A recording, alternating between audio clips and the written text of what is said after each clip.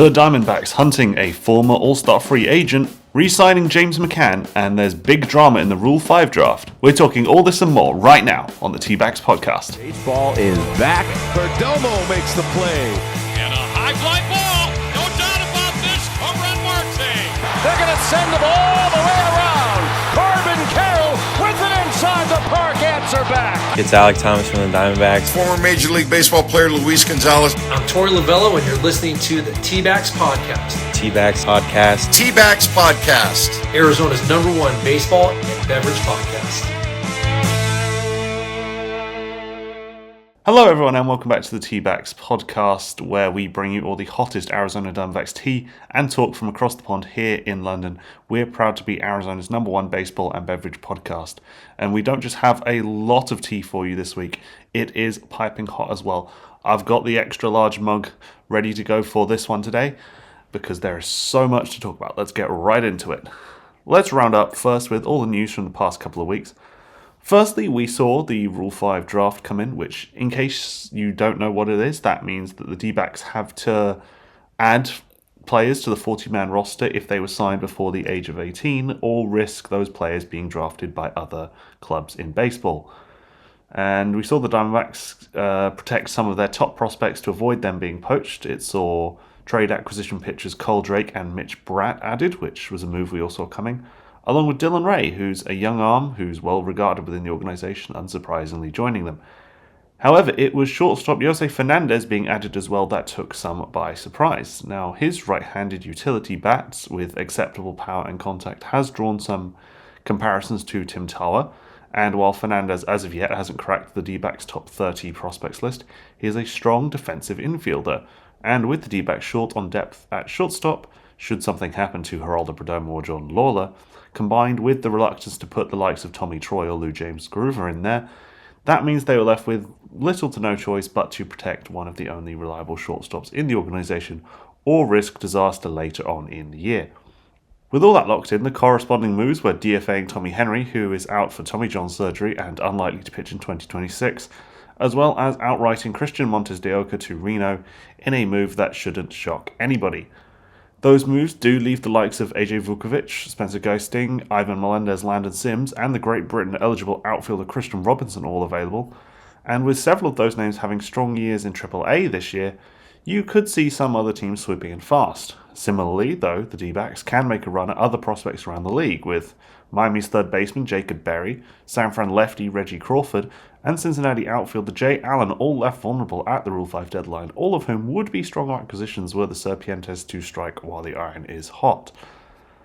This was also followed up by the extension of contract offers to Ryan Thompson, AJ Puck, Kevin Ginkel, and Ryan Nelson, along with catcher Gabby Moreno, first baseman Pavin Smith, and Jake McCarthy and Alec Thomas in the outfield. Now, this does mean that Taylor Rashi has been non-tendered, spelling an end to the Better Call Rashi Arizona meme that we've all grown to love, despite making a solid impression in his time as a big leaguer last year. Now, with the Snakes having signed righty reliever Junior Fernandez to a minor contract earlier in the offseason, having formerly pitched in the majors for St. Louis and Pittsburgh, and not counting against the 40-man, it seems that the core of that bullpen in the major leagues for the time being will remain the same. Although we will expect, of course, to see more relief depth added as December and January continue, because man, do the Diamondbacks bullpen need to add some reliable depth there. I don't think we've had a bullpen that we can really trust on since the days of Archie Bradley. So, maybe he'll come out of retirement. We'll just have to see on that one.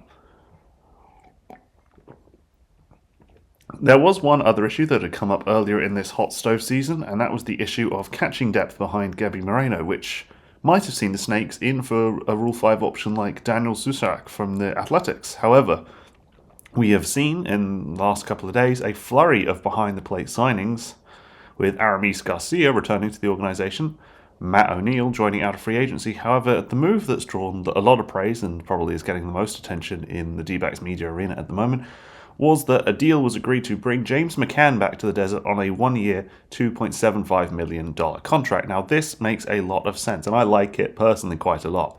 McCann already had a solid year in 2025. He batted .260 with his .755 OPS and 5 homers, and caught 316 innings in 42 games. And of course, many would call him the natural fit to be back up to Gabby into 2026. So I'm really happy to see him return. I'm always happy to have a reliable veteran like him in the slot to do what's needed behind the plate. I've very much enjoyed, somebody like Evan Longoria who will kick ass in the clubhouse when he needs to, but also be a presence who sort of leads by example at the same time to some of those younger guys, both behind the plate, at bat, and in the clubhouse. Backup catcher had been an area of concern for the Dbacks, especially with productivity at the plate. When Adrian Del Castillo is injured, that means that the backup catcher was Jose Herrera, ADC obviously being increasingly seen as a DH option moving forward anyway. And Jose Herrera was Zach Gallen's preferred glove to pitch to. If you talk about when you saw Zach Gallen start, it was more common than not that Jose Herrera would be the guy chosen to start behind the plate just because Zach preferred pitching to him. But when Gabby came back from his injury, McCann's quality meant that Herrera was DFA'd when Gabby came back from his broken wrist. And then while we're not sure if that's going to potentially affect Zach Gallen's return, because McCann is a kind of catcher who gets the best out of a lot of different arms, it will certainly help Brandon Pfaadt and Ryan Nelson's development, help get them back on track in 2025. And that development of those younger arms is something that is very important to the organization, so we have to make sure that happens. And I think James McCann's signing is something that very much makes that possible. But there's one other factor that makes McCann's return potentially hugely impactful, and that's the caliber of arm in the past who have enjoyed forming a battery with him in the past, which brings us neatly into the main story in the Diamondbacks news cycle today, that the Snakes are probably leading talks, but definitely in talks, to bring a former All-Star starter, formerly of the White and Red Sox, to the desert, in a story that was broken by John Morosi earlier this week. Lucas Giolito is a name familiar to baseball fans across the country. He came up with the Nats before establishing himself in Chicago with the White Sox, where he was an All-Star in 2019. Had a bit of a mercenary year in 23, where he started 32 games between Chicago, LA, and Cleveland, before significant elbow surgery ruled him out in 2024. However, this year was an incredible bounce-back season for the Red Sox after he returned at the end of April, and he made 26 starts, posting 145 innings with a 3.41 ERA, 4.17 FIP, and 1.29 WHIP. Now, many teams have been rumoured to be in the running, but according to multiple sources, the D-backs are seemingly the keenest on the 31-year-old. The 9-year veteran will turn 32 next year, so you can presume he does have a few years left in him if he can stay fit. The elbow injury is a concern, having kept him out of the Red Sox playoff campaign, although it's not thought to be close to serious enough to impact his return for spring training, but keep that in mind. As a profile, it looks okay in terms of what we've seen from Giolito. His pitch mix leans mostly on a 93-mile-an-hour four-seamer, a slider, and a changeup, and he boasted a 32% whiff rate with the slider, giving up only a 194 average for opponents off of the changeup too. Last year, he did put the ball in play more often than he had in his past, as his strikeout rate dropped to a career low 19.7%. I love statistics like that. But he was really good over the final 3 months of the regular season for Boston, with a 3.02 ERA in his final 15 games, even if we also saw a drop in his fastball velocity through late August and September. Now, if he can pitch to those kinds of numbers in the desert, then interest in signing him seemingly a no-brainer. However, outside of his fitness levels, the main question is, of course, a big one, and that is how much Ken Kendrick is going to have to pay to get him. Now, the market for Giolito is an unpredictable one, with predictions anywhere from 2 years for $32 million up to 3 years for $61 million. The source I'm going to use for this is The Athletic, who have gone the middle-of-the-road number with 3 years, $57 million, taking him up to his age 34 season, and their predicted destination for him is the Yankees. Now, given that Giolito declined a 1-year, $19 million mutual extension in Boston, you can think he'll likely be looking for the $20 million per year mark as a base for any new deal. So I think if the Snakes can land him for, say, 2 years with an extra year option for around the 55 mark, and extract the kind of pitching that we saw upon his return from injury this year, it's more than a shrewd signing. He'd likely function, of course, as probably a de facto ace of the rotation off the back of his 10 wins last year, at the very least until Corbin Burns' expected return around the All-Star break, and isn't quite a dreaded elderly arm of the type that the Dbacks haven't been able to escape in the past when we've signed, Madison Bumgarner, and we all know that's a horrific deal. will still be giving Bumgarner money next year. So yeah, it's not quite that bad. He's not like going to come to the Arizona retirement home. If you look at similar things like the Orioles giving up their starter Grayson Rodriguez to acquire Taylor Ward this year, they're similarly going to be looking for a quality starter. Same goes with the Yankees. But with Gio hailing from California, I'm a little bit confident we can leverage the offer of warmer climates to our advantage. Another interesting factor in the potential signing is that through Giolito's career, no catchers caught for him more than one James McCann, who has caught 228.1 of 1,158.2 career innings pitched, maintaining a 3.23 ERA within those 228.1 innings pitched. So if McCann is a key component to get the best out of Gio, then we're already solving half of the equation before we get the chance to ruin him by putting him in the building with any given D-backs pitching coach who'll inevitably blow the arm up out of nowhere. Which does bring us back onto the key concern with that potential signing. Firstly, of course, if you look at the numbers, on surface value they're okay, but if you start digging into Gio's numbers, his expected ERA was far higher than his actual ERA last year.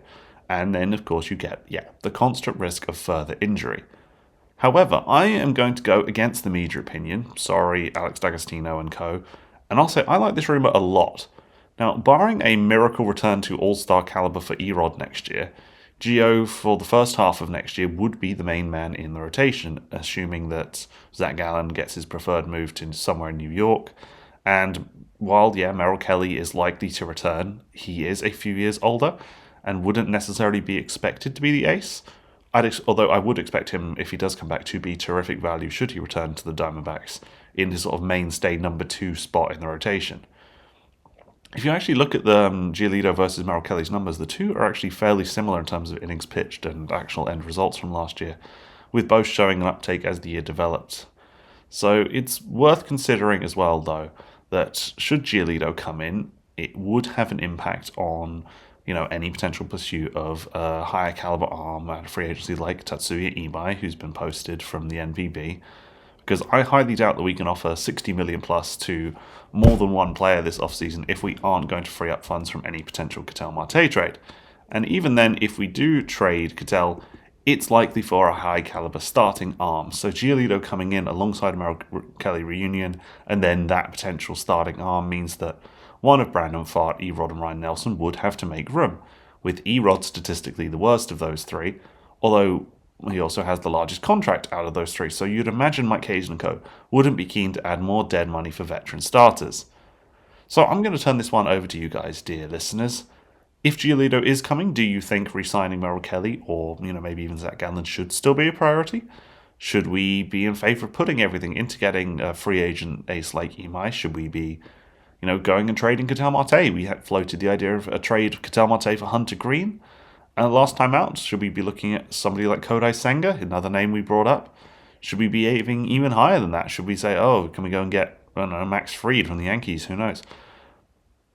Let me know in the comments, though, what you think of potentially Giolito coming to the Diamondbacks. And that has been a slightly short little emergency podcast with the breaking story this week. But as always, I want to say thank you very much for listening. Please go on social media and let me know your thoughts on who you think the Diamondbacks should be going after. I'm, of course, at Dbacks Podcast on X and on Instagram.